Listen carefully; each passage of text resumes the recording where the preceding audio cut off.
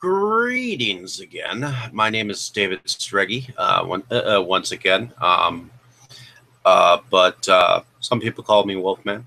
Uh, I run Movies Galore of Milwaukee. I also run Inside Movies Galore. And I'm here with you this morning at 5 o'clock because I couldn't sleep to show you a little bit more of my collection. So bear with me. The first film I have to show you is The Room, which is directed by Tommy Wiseau.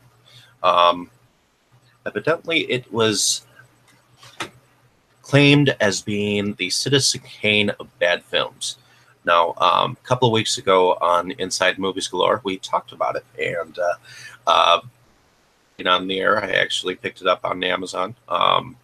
It was relatively cheap, so about $13 or so. So, in any case, I was kind of mixed on the film. But after hearing some of the other thoughts and views on the film, I can see why some people like it.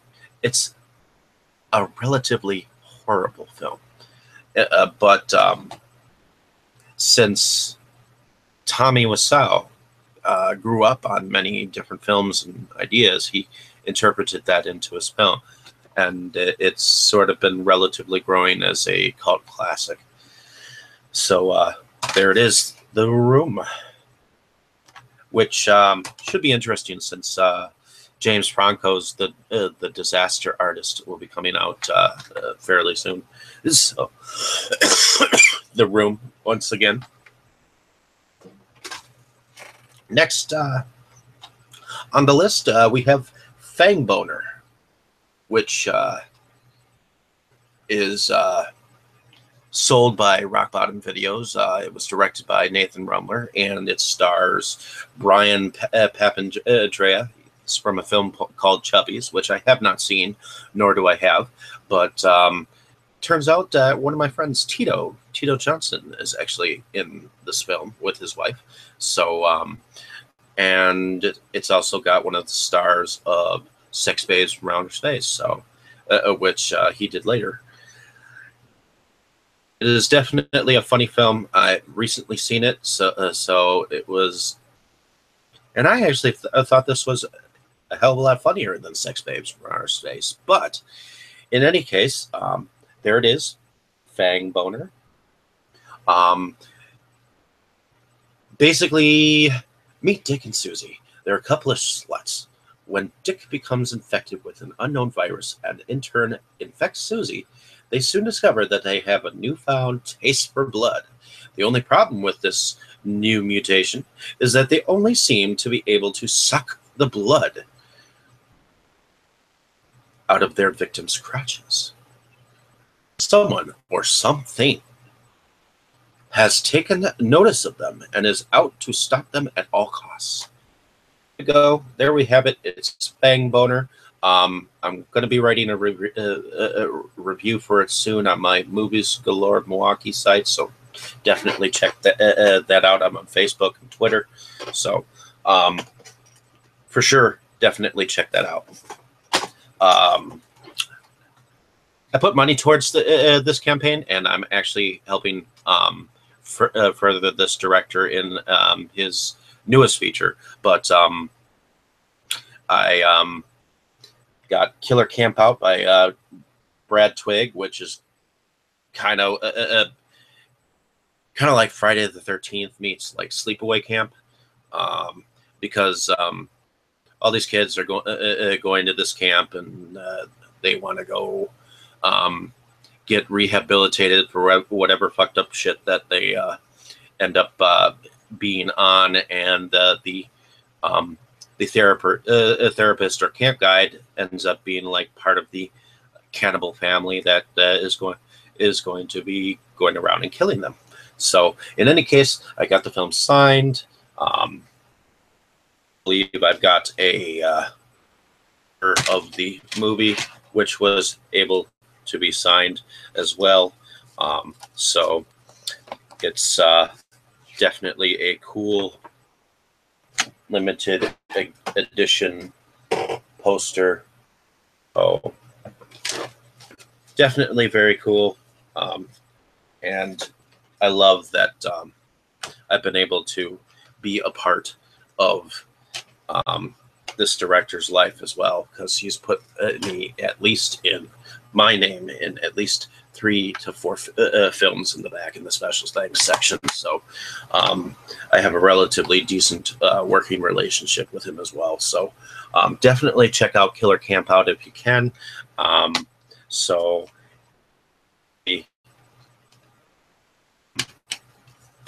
a cool film. So there it is once again. It does look kind of cool. Anyways, moving on. Next, I have Jack Ketchum's The Lost, which is directed by Chris Sivertson. And this is an Anchor Bay release. It's from, well,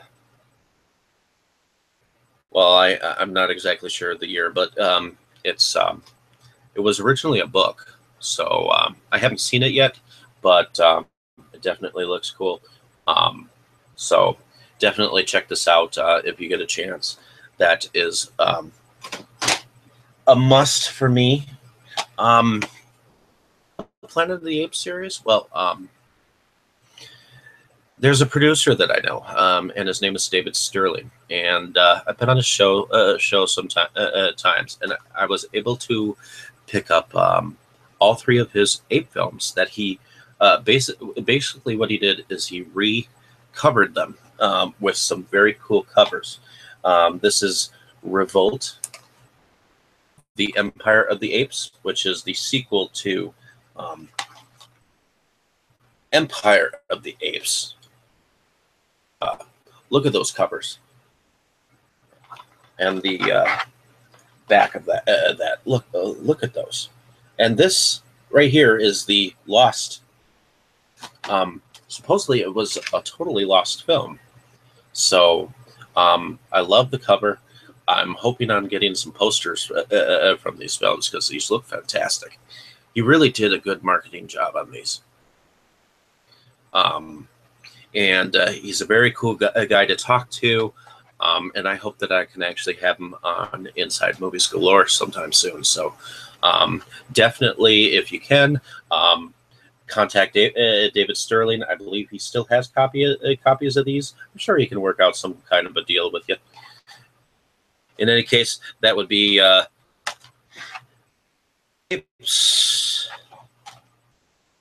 Revolt of the Empire of the Apes and the Lost film, Warfare Battle of the Apes. Now, he can be confused with the Planet of the Apes series, but you know what? I actually think he did a relatively decent job trying to make them their own thing, because standing in the shadow of Planet of the Apes is a big thing to do with ape suits and what like King Kong and stuff like that. So definitely see if you can't check these out if you can. There's a director that I found his film for sale about a year and a half ago, and I loved this film.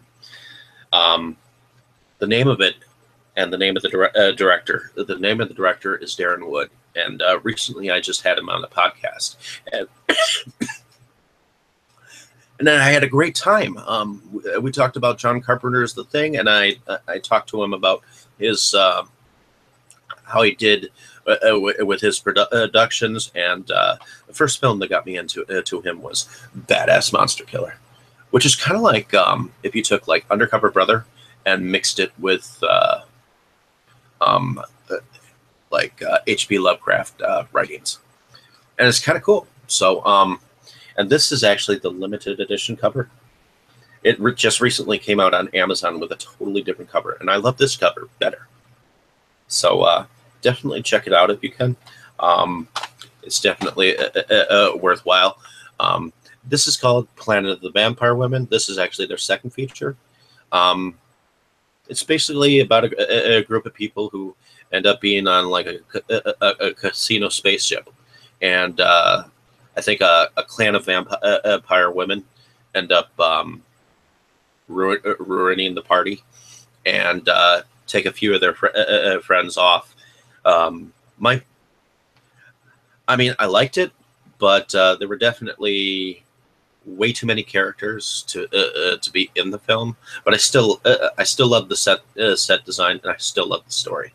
So in any case, that's Planet of the Vampire Women. Now this is actually the only one that I have not watched yet. This is actually called Monster from Bikini Beach, and I actually found this on eBay. Darren Wood actually runs Trash Film Orgy Productions, which for short is TFO. So if you want to check out their films, it's Monster from Bikini Beach, Planet of the Vampire Women, and Badass Monster Killer. And I believe that they're working on a new one called Grunge the Smasher. Yeah, Grunge the Smasher. And that one's kind of like a caveman type hokey beach type film. So definitely check that out. It's coming your way. They're from Sacramento, California. Check it out. Next, this one I actually picked up today, even though it came out. This one is directed by Eddie Calvo, and it's called House of Dust. Basically, no one knows the real horrors that occurred 60 years ago in Reading House Asylum. Oh, I love things with asylums. All evidence was incinerated in its crematorium.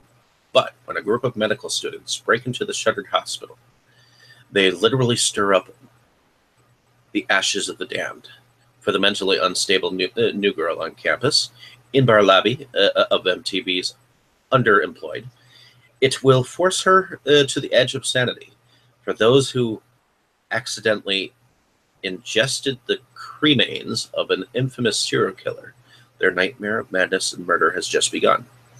There's Stephen Graham, Journey to the Center of the Earth, Eddie Hessel, Devious Minds, Holland Roden from Teen Wolf, Joy Lauren, Desperate Housewives, and Steven Spinella from 24 co-star in this chilling possessions shocker inspired by true events. So I'm definitely going to check this out very soon, or fairly soon. So definitely a cool cover, with the slipcover or not.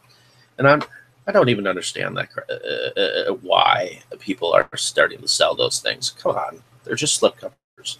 Anyways, a couple episodes back, I actually talked to actor Ron Fitzgerald from Chicago, and I'd asked him about his role as Dracula. Well, I went online and bought the film that he played Dracula in. So it's actually called Dracula's Orgy of the Damned. It has Claire Fluff Llewellyn, which she's from Chicago, and she actually directed an anthology that I really like called Hobo with a Trash Can. So the director of this is James Black. He basically created the Great Lakes Artist Group, and it is an indie films release. So it's through Cheesy Films, so it's definitely different. So it's very indie. So I'm not sure if it's up your alley, but it's definitely looks like a cool title, and I'm definitely going to check this out very soon. So, Mark Redfield is a very good, well-spoken man that I know, and he's relatively older now, but he's done some fairly decent readings of Edgar Allan Poe, but he also played Poe in a somewhat documentary style film called The Death of Poe. And you can actually get this through oldies.com. which is actually one of the oldest online magazines that you can buy shit from. So definitely check that out. It is definitely worth your time if you like the macabre. So again, that is The Death of Poe. Kind of a cool title. So it's a 3-disc thing with some extra featurettes and whatnot. So it's it was actually more than I thought that oldies would ever do, because they're relatively low budget and cheap. But they actually have their own studio. It's actually called Alpha New Cinema. So it's definitely a unique thing to have in your collection. So there it is, The Death of Poe. The next thing is actually the first documentary about the Evil Dead. And I know there's a limited edition out there that's worth about $80, but I actually ended up buying the 2-disc version of Invaluable, which is directed by Ryan Mead. And I haven't checked this out yet, and I want to. So hopefully I'll be able to sometime soon. My fiance isn't exactly into documentaries and whatnot, but this definitely looks interesting. I think he was down to the last 2 the last time I saw, but he could be almost out of them. So in any case, definitely check him out. He's a very cool indie director. I think that so far, of the things that I've seen of his stuff, that he has a very far future in front of him. So definitely check that out. Of course, anyone who thinks of Dracula sometimes reverts back to this movie from the 1990s. This is Bram Stoker's Dracula, which is directed by Francis Ford. And this stars Gary Oldman, Winona Ryder, Anthony Hopkins, and Keanu Reeves. So this is definitely a beautiful film. It's one of the better adaptations of Dracula. I have a funny story though with this. I actually rented it from Blockbuster years ago, and my mom actually, once it got to that part where it had 3 naked chicks, which were supposedly like Dracula's vampire brides, she actually almost like threw the tape in the garbage. Actually, I didn't rent it from Blockbuster. I'd actually picked it up from Goodwill or something like that, and she actually threw it out. Literally, there were certain films that my mom didn't want me to watch, and Dracula was one of them, and Home Alone was another. So anything that she thought that I shouldn't watch, I definitely wanted to watch. Anyways, there it is, Dracula, Bram Stoker's. And on to the next film. This is a film I haven't watched yet. Friend of mine, fellow critic, who runs a reel of her own, a reel of one's own here in Milwaukee. She was on my podcast when we were talking about Darren Aronofsky's The Black Swan, and she mentioned The Skin I Live In. Now, this is a Blu-ray DVD combo. Now, I am totally against Blu-ray. I only have them because some of the things that are out there are only on Blu-ray, and if at all possible, I try to buy Blu-ray combos. Only because I want to be able to do both, and because I don't think that DVD is all that much better than Blu-ray, or Blu-ray the other way around. So This is The Skin I Live In. This has Antonio Banderas, Elena Anaya, Marissa Paredes, Jan Cornett, Robert Alamo, and I could definitely tell right away this is like an international film, but it says on the back here, Dr. Robert Ledgard, which is played by Antonio Banderas, is a driven plastic surgeon, haunted by personal tragedies. After many years of trial and error, he finally perfects a new skin. A shield which could have prevented the death of his wife in an accident years earlier. His latest guinea pig is a mysterious captive whose true identity masks a shocking mystery. The Skin I Live In is a masterful tale of secrets, obsession, from Oscar-winning writer-director Pedro Almodovar. Best original screenplay talked toward 2002. So there it is, The Skin I Live In, and it definitely looks interesting, and I'll be checking that out soon. And I actually picked this up at Half Price Books. So the thing with Half Price Books is they've actually gotten smarter, although I think they've also gotten stupider. So in any case, I actually pre-ordered this from Shout Factory. This is actually the first time that I actually bought anything from Shout Factory, because everything from Shout Factory is so darn expensive that I don't normally buy from there. And I know a lot of people do buy from Shout Factory, and I know that they buy a lot when they buy from Shout Factory. But purchase from Shout Factory, this is the Poughkeepsie tapes. I wanted to get it ahead of time because it was a very talked about film. It's by the people behind As Above, So Below, and Quarantine. And I watched it. The thing is, I knew that it was a fake story, so it wasn't as, shall I say, wasn't as intense for me. But it was definitely interesting to finally see. And this is also a Blu-ray combo pack. It didn't come with any kind of a slipcover, but I don't really care.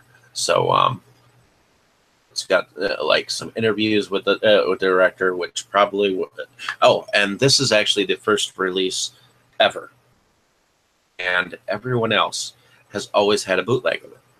So there it is, the Poughkeepsie tapes, the well talked about film of a fake serial killer that had like thousands of these like homemade videotapes of his killings from New York. This was actually kind of a funny, interesting film. I like Westerns. Well, I'm not sure of when this was filmed, but it was filmed in black and white. It's called Comin At You, and it was directed by Fernando Baldi, who was behind Blind Man and Django Prepare Coffin. So he was kind of a spaghetti Western pioneer. But this was very interesting to see, because it's basically about a man who gets his bride taken away from him with a bunch of other women, and he goes after the dudes, and he tries to punish them, and they kill all the women except for the one woman. He kills the one brother, and eventually there's like this combative fight in the end that's kind of hokey, because he brings out this 2x4 and like hits the dude, and then he eventually ties him to a windmill or a water thing on stilts, and blows him up. So it's kind of hokey, but kind of interesting, and I thought it was different.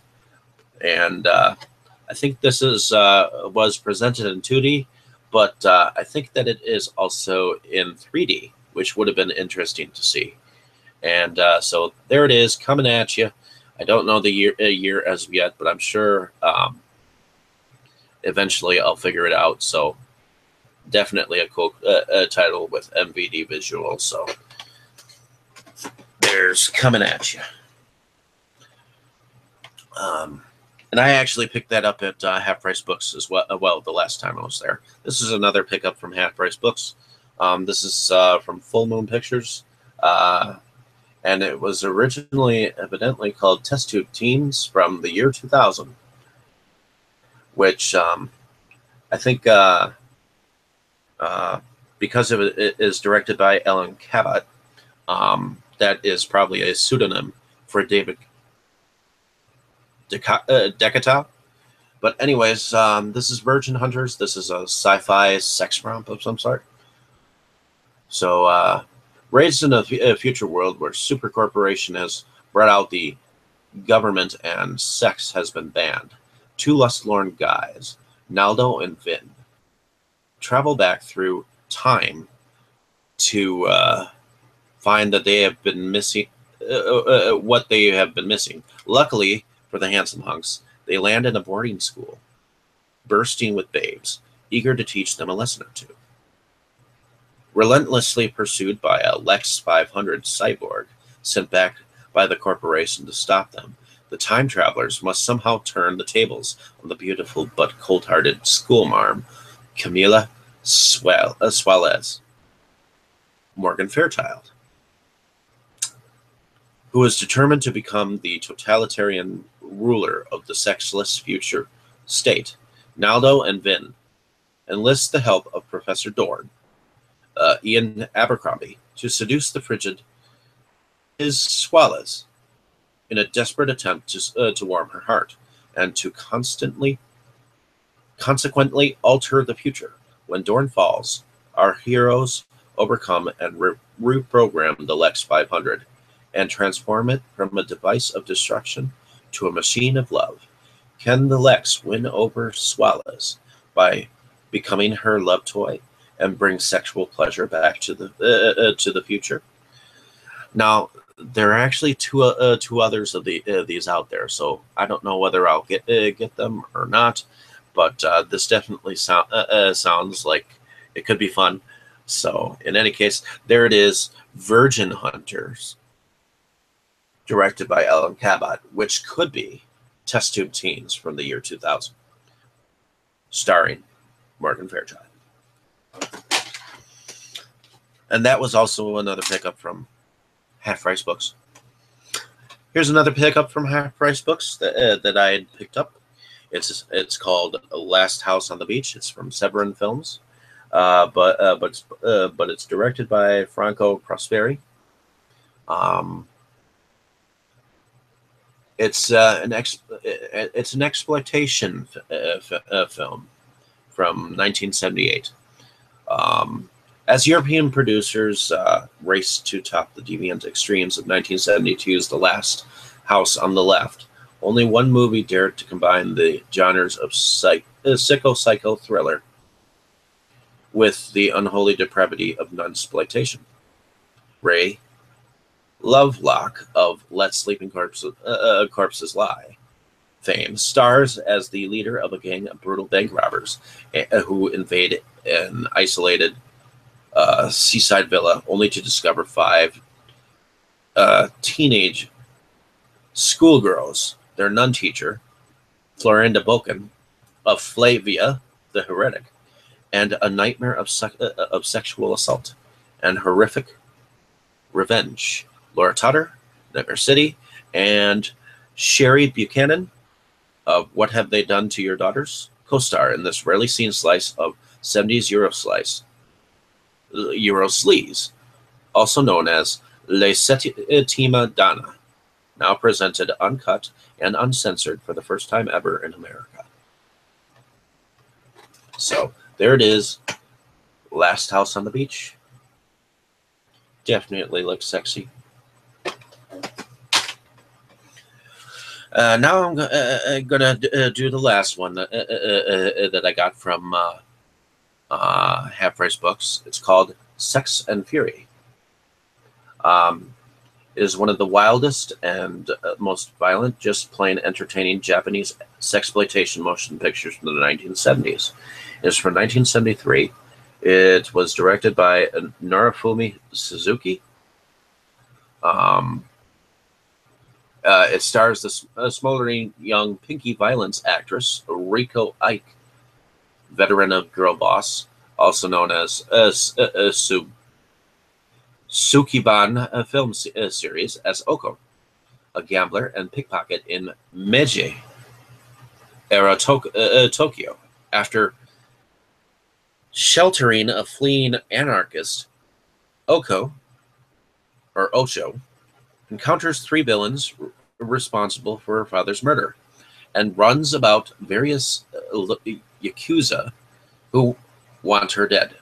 A European spy, beautiful Christina Lindbergh, star of Thriller, A Cruel Picture, and Exposed, whose sadistic diplomat boss has his own nefarious plans, complicates matters. This film is a rip-roaring action saga filled with beautiful bodies, bloody swordplay, and psychedelic imagery, all beautifully photographed in a number of astonishing set pieces. So, followed by the outrageous sequel, Female Yakuza Tale, Inquisition and Torture, also available from Panic House. It's the best film you've ever seen. So, there it is, Sex and Fury. Definitely looks sexy. So I'll definitely have to look up where to get that Female Yakuza Tale, that sequel. So this was actually originally packaged, but I unpackaged it. Wow, look at that. Anyways, this says it is the All Night at the Pono, a 12-unit continuous show, including All American Hustler, Carnival Go Round, Succula, Homer the Latecomer, and much more. So there are 12 films on here. Here they are. All American Hustler from 1972. The Big Snatch from 1971. Carnival Go Round from 1971. Erotic Adventures of Hercules, 1971. Erotic Point of View, 1973. Homer the Latecomer, 1970. Porno Mondo, 1971. Sex Before Marriage, 1970. Shot on Location, 1971. Succula from 1973. Swinging Playboy, 1970. And The Touch from 1972. So this is an interesting collection. Is from Vinegar Syndrome, so it definitely is unique. The only thing I don't like about it is that the box is cardboard, and so does the box on the inside of it seem cardboard. So other than that, it definitely looks interesting, don't you think? Here's another film called Duress. I got this from Tito Johnson. And it's directed by Jordan Barker. Basically, when Richard, a single father, is witness to the violent crime of a charismatic killer, he becomes a pawn in his own violent game. With his daughter taken captive, Richard is forced to complete a series of the killer's sadistic tasks in order to keep his daughter alive. A heart-bounding thriller, Duress is a shot of adrenaline with a twist you won't want to miss. So there it is, Duress. There's the cover. There's the back. So it definitely looks interesting. I'll have to check it out. Looks like a more of a drama or thriller. Definitely something like that. Here's a unique film. It's Jean-Claude Van Damme and Dennis Rodman. They team up in like a agent type movie called Double Team. Jean-Claude Van Damme and Dennis Rodman team up as a world-class counter-terrorist and his flamboyant but deadly weapons dealer in this explosive action-adventure thriller. So that is definitely an older 90s film. And it's definitely one of my favorites, even though everyone made fun of Dennis Rodman's hair. And after he came out about his gayness, I think it kind of started hurting his career, although it probably doesn't hurt his career now, if he has one at all. But Dennis Rodman used to be a good basketball player. So, in any case, last but not least, I'm going to end with this one. This is Lucky Number Slevin. It is directed by Paul McGugan. And this was a movie that was all over the place. But I actually really liked it. The way that he portrayed it, because he started at the end, but then began at the beginning, but told it like Dragnet style. But anyways, it's set in New York City in the underworld where nothing is as it seems. Lucky Number Slevin is an action-packed, fun as hell roller coaster ride. When down in his luck, Slevin stumbles into a running feud between the city's most feared crime bosses. We got Morgan Freeman and Ben Kingsley as like the two kingpin bosses. As he ignites an all-out war, tracked by a mysterious assassin, which is Bruce Willis, and distracted by his flirtatious neighbor, Lucy Liu. Oh, the sexy Lucy Liu. Which I loved better in X vs. Sever. Slevin must try to cheat death by turning the tables on the gangsters. And if you take the best parts of Pulp Fiction, The Usual Suspects, and The Professional, what you get is Lucky Number Slevin. Sean Edwards of Fox TV Kansas City says. So there we go. There we have it. We got Lucky Number Slevin, which stars Josh Hartnett as well, which he was kind of a teen throb at the time. In any case, there it is, Lucky Number Slevin. In any case, hopefully you guys enjoyed this episode and my long monologue. In any case, have a good rest of your morning, and hopefully you enjoy this.